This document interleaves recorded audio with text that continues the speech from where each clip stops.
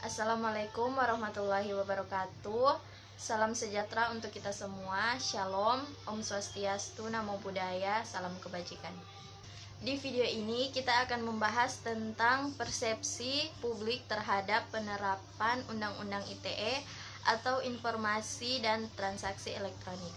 Kita tahu bersama di dalam Undang-Undang Nomor 19 Tahun 2016 tentang perubahan atas Undang-Undang Nomor 11 Tahun 2008 menyatakan bahwa informasi elektronik adalah satu atau sekumpulan data elektronik termasuk tetapi tidak terbatas pada tulisan, suara, gambar, peta, rancangan, foto, elektronik data, interchange, surat elektronik, telegram, telex, telekopi atau sejenisnya, huruf, tanda, angka, kode akses, simbol atau perforasi yang telah diolah yang memiliki arti atau dapat dipahami oleh orang yang mampu memahaminya. Sedangkan transaksi elektronik adalah perbuatan hukum yang dilakukan dengan menggunakan komputer, jaringan komputer, dan atau media elektronik lainnya. Pada dasarnya, seluruh produk hukum dibentuk untuk keperluan hukum, sama halnya dengan Undang-Undang ITE. Kemajuan yang begitu pesat di bidang teknologi informasi telah memberikan sumbangan yang besar bagi berkembangnya dunia informasi dan transaksi elektronik. Akan tetapi, tidak dapat dipungkiri, kemajuan yang begitu dahsyat tersebut di satu sisi membawa berkat bagi kemanusiaan, tetapi di sisi lain membawa mudarat bagi kemanusiaan. Kemajuan di bidang informasi dan transaksi elektronik telah menempatkan manusia dalam posisi yang makin paripurna dalam mengemban misi kehalifaan di muka bumi, tetapi juga dapat berpotensi mengelincirkan posisi kemanusiaan pada titik terendah ketika penggunaan informasi dan transaksi elektronik dimanfaatkan secara tidak bertanggung jawab dengan menyerang kehormatan dan nama baik orang lain. Karakteristik aktivitas di dunia cyber yang bersifat lintas batas yang tidak lagi tunduk pada batasan-batasan teritorial dan hukum tradisional memerlukan hukum baru. Sebab pasal-pasal tertentu dalam Kitab Undang-Undang Hukum Pidana atau KUHP dianggap tidak cukup memadai untuk menjawab persoalan-persoalan hukum yang muncul akibat aktivitas di dunia cyber.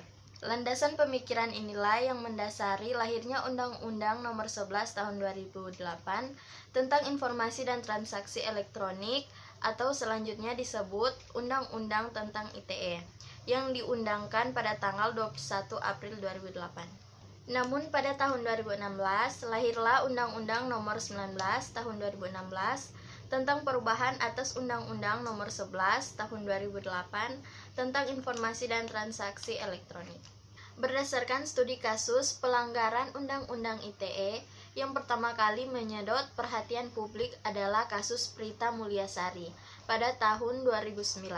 Dia ditangkap dan ditahan atas dakwaan pencemaran nama baik dengan menulis email terkait pelayanan Rumah Sakit Omni Internasional dengan sanksi pidana penjara maksimum 5 tahun dan atau denda maksimal 1 miliar. Undang-Undang ITE dibuat dengan tujuan baik untuk melindungi masyarakat dari kejahatan digital. Sayangnya, undang-undang ini kemudian banyak digunakan untuk hal-hal yang dikaitkan dengan pembungkaman atas kebebasan berekspresi. Padahal, kebebasan berekspresi merupakan salah satu hak asasi manusia, sebagaimana tertuang dalam pasal 19 Deklarasi Universal HAM atau DUHAM PBB yang dideklarasikan pada 10 Desember 1948. Implementasi Undang-Undang ITE ini ternyata memberikan dampak pada demokrasi di Indonesia.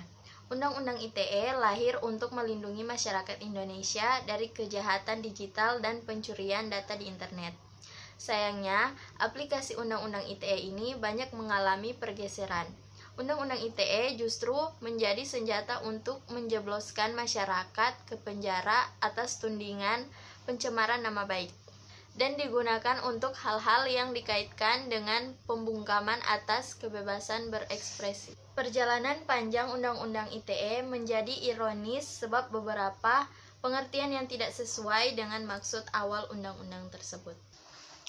Sejak disahkannya Undang-Undang ITE, upaya kriminalisasi terhadap jurnalis dan masyarakat pada umumnya terus meningkat. Berdasarkan catatan LBH Pers, sepanjang 2019 terdapat 75 kasus kekerasan terhadap para jurnalis. Hal itu ditenggarai keberadaan pasal karet dalam Undang-Undang ITE menjadi persoalan utama mengapa kasus informasi dan transaksi elektronik terus meningkat. Meskipun beberapa kali dilakukan uji materi di Mahkamah Konstitusi, dengan putusan Mahkamah Konstitusi nomor 50/PUU _6/2008, nomor 2/PUU_7/2009, nomor 5/PUU _8/2010, dan nomor 20/PUU _14/2016. Namun perubahan ke arah yang lebih demokratis dan berpihak pada prinsip kebebasan berpendapat masih saja terdegradasi.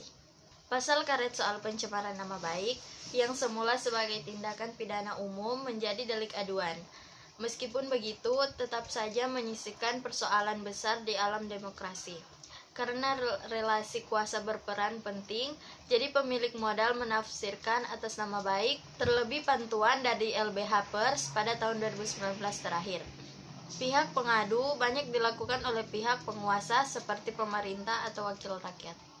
Sejatinya keberadaan Undang-Undang ITE merupakan pengaturan soal informasi dan transaksi dalam kerangka cyber law. Ia memastikan jaminan, pengakuan, dan penghormatan atas hak asasi manusia secara utuh. Unsur yang seharusnya jadi pertimbangan agar terwujud keadilan serta kriteria prinsip kepastian hukum sebagai rujukan utama. Bukan atas nama keamanan dan ketertiban umum. Prinsip keadilan dan kepastian hukum dikesampingkan karena kegunaan atas nama keamanan dan ketertiban umum seringkali disalahgunakan oleh pemilik kuasa atau abuse of power.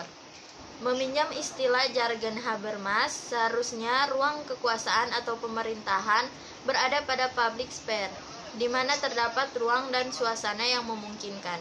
Semua warga negara mendiskusikan persoalan publik secara bebas tanpa pembatasan, dari kekuatan politik, sosial, dan ekonomi. Oleh sebab itu, transmisi informasi yang dilakukan oleh jurnalis merupakan ruang public sphere untuk mendidik, mengoreksi, dan mengawasi dalam kerangka demokrasi. Namun karena belenggu persoalan regulasi yang multitafsir dan penegak hukum yang tidak memiliki perspektif HAM, pada akhirnya muatan dalam Undang-Undang ITE tersebut rentan disalahgunakan oleh pemilik kuasa.